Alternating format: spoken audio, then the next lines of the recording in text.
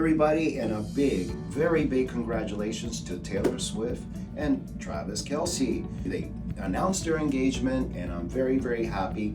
Everybody's talking about it. Even President Trump himself had a comment on it. We all wish them well. However, let's talk about what's really going on. There's things that the public should know and things that might be going on behind the scenes that we may not know. Let's talk about what you should know, the public, which is when you're getting married, should you get a prenuptial agreement? That's what most lawyers and everybody in the crowds are talking about, because there's a lot of money here, right? They're both multi-millionaires probably in their own right. So probably Taylor Swift is probably a little more financially successful than Travis Kelce. So in general, what you want is a prenuptial agreement if you have a lot of money or expect to have a lot of money, in which case you want to protect yourself in the event of divorce and get a prenup. But what if you're on the other side of that coin and it's your spouse-to-be who is going to have all the money and you're not? Should you sign a prenup? Maybe not.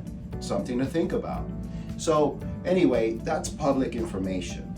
But what's going on behind the scenes with Taylor Swift and Travis Kelce? They announced their engagement. Everybody's first thought is, at least for lawyers, is get a prenup. Both of them should get a prenup. So does Travis Kelce really want a prenup versus Taylor Swift? Who Taylor Swift has more of the money probably?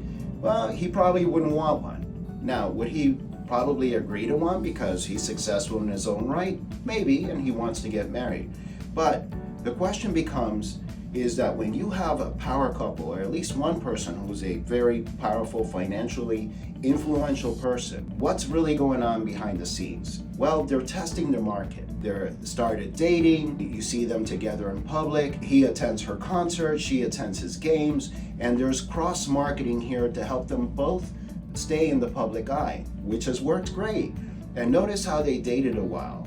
And then suddenly they announced their engagement, coinciding with the beginning of the football season. Is that a coincidence or is that a marketing ploy? What I'm saying is that they may not have negotiated a prenup. I'm sure that discussion may have come up between their lawyers. I'm sure they already have lawyers, but they didn't announce a wedding date yet, which means that they still have to work out the details. They're testing the waters, they're marketing, and who knows, they may not be serious about getting married. Yes, I'm on the record about saying that. They may not be serious at this time about getting married.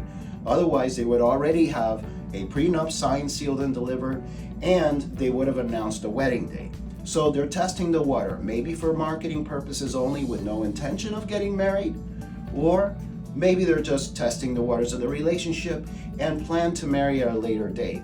Now, once they do get serious about getting married, that's where the prenup comes into play.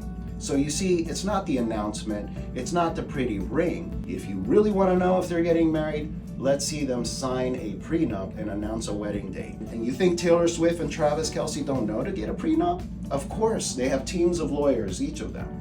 So all of this has already been pre-considered, pre-planned, and it remains to be seen if this announcement will become real. So stay tuned.